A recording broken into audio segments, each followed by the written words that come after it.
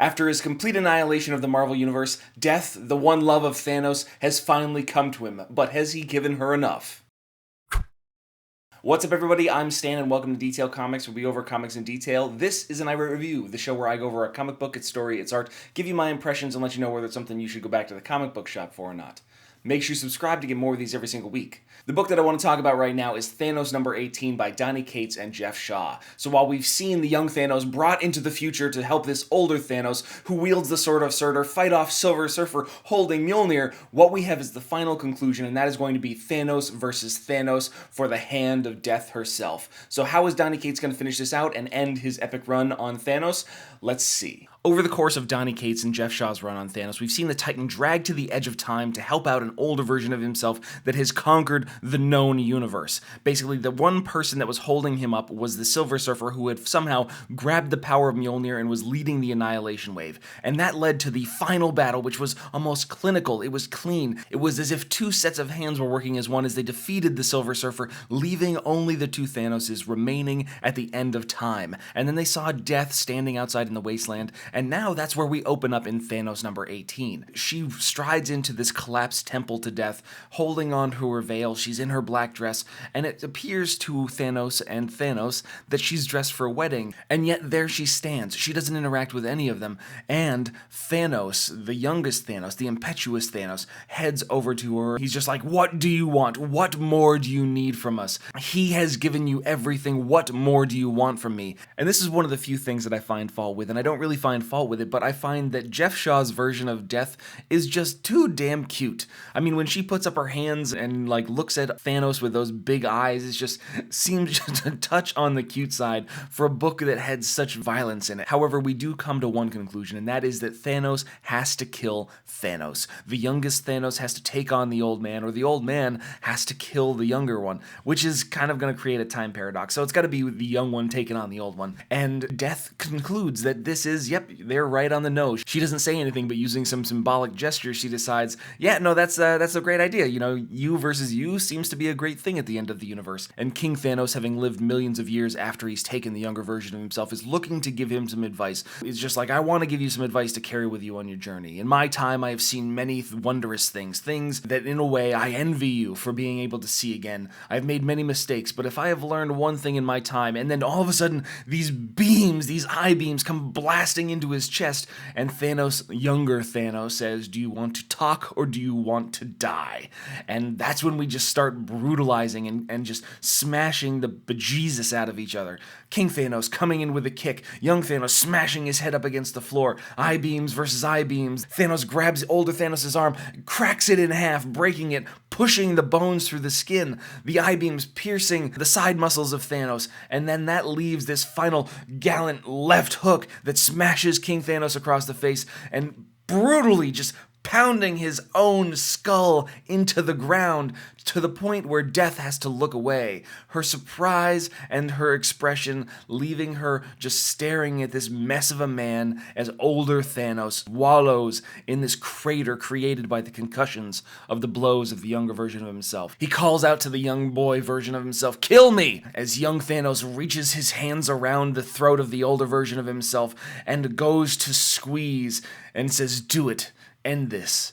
And the one thing that he makes a mistake of is saying the words "please," because when Thanos comes to his senses, he sees his hands wrapped around the older version of himself and then pulls back, leaving this older man laying there, begging for his death.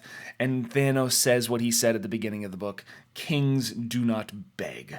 And this just leads to a final confrontation that's verbal. It's not physical. This is Thanos looking himself in the face and saying, "You weak, pathetic old man, you will not goad me into doing your dirty work for you. You want to die? Do it yourself," as he snatches the remnant of the time stone from Thanos' neck and then walks over to where the hammer, Norrin Rad, basically his skull impaled across this handle, is laying. And he reaches his hand down there, puts the time stone into the crushed skull of Norrin Rad adds Cosmic Silver Surfer on top of Mjolnir, and the glow from the gem starts to charge beyond the expectations of the older Thanos.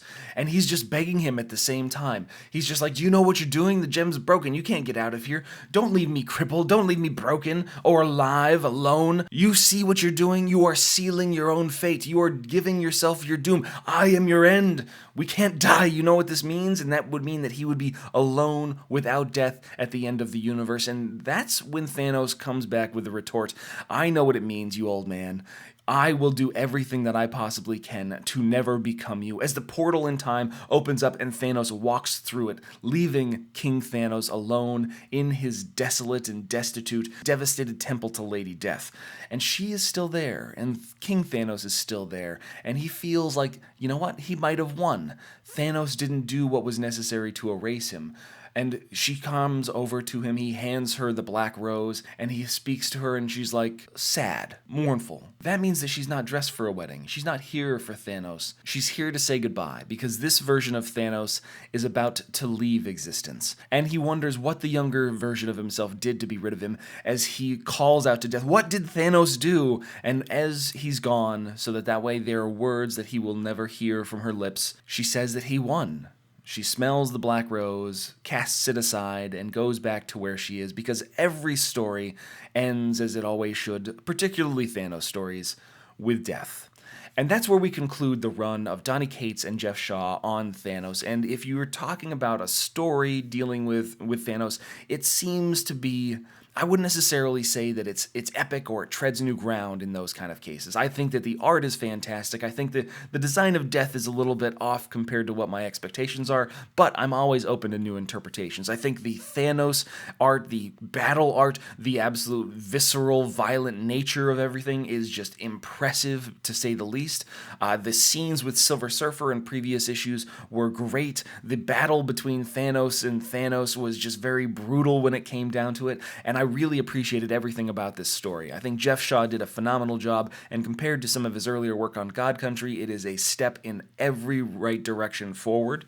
I think Donny Cates is setting things up. He's voluntarily letting Thanos end at this point in time, because after telling this kind of story, what kind of story do you tell next? And it seems like this is going to lead into Infinity Countdown #1, or at least the Infinity Countdown Infinity Wars section, which is going to be coming up in Marvel later this year. But we also have Thanos Annual #1, which is going to be coming out in a few weeks, and that is going to tell us the story of Cosmic Ghost Rider before we get into the Cosmic Ghost Rider series. Even though the conclusion doesn't necessarily seem like a fitting end, it seems like it's the only way it could have ended, which is always a good thing. But I want to know what you guys think about this series too, so hit me up in the comments down below, and we can start that conversation. As always, if you like what you see, hit the like button. Don't forget to subscribe to get more news, reviews, and commentary on comic books, comic book movies, comic book TV shows and games, and anything and everything inside the world of comics.